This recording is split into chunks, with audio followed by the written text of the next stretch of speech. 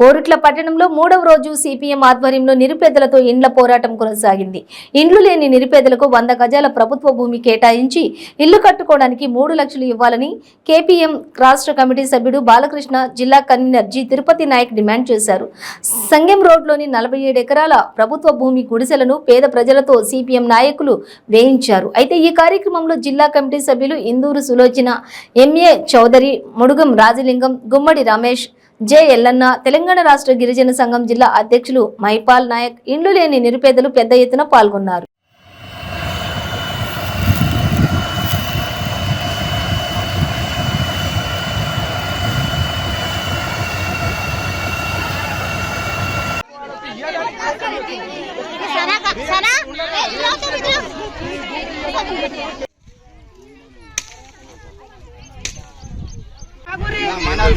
సమస్య చేస్తున్న సార్కి అయితే నిన్న ఇప్పుడు అప్పుడు ఇందరమ్మ 3వ విడత అవి ప్లాట్లు చేసి దివానే అవ్వలేరు కొట్టగుడికి ఆ ఊరు సంచారం కదా దిక్కుముఖ్యమైనది ఆ ప్లాట్లు ఇతరులకి 70,000 చొప్పున అమ్మిండు సార్.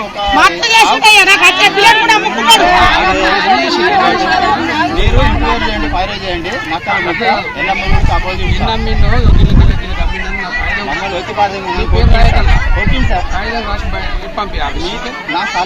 చెప్పండి. మా దృష్టికి ఎట్లా వస్తుంది?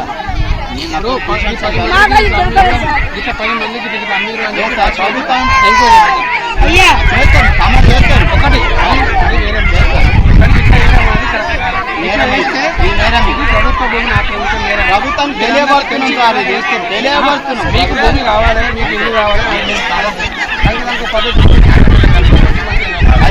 చాలా మంది అలవాట్లు పెట్టినాం, డబుల్ బెడ్రూమ్ పెట్టాం, చాలా పెట్టాం సార్. మేమే దగ్గర మీకు ఇప్పిస్తాం కదా.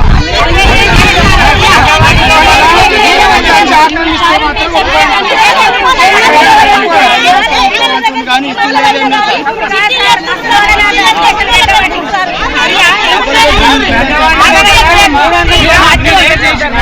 ఇక్కడ భూమి ఉంది అని చెప్పి వచ్చి అక్కడ నుంచి గుడిసెలు వేస్తామంటే మేము ప్రభుత్వం ఒప్పుకొని నేను కూడా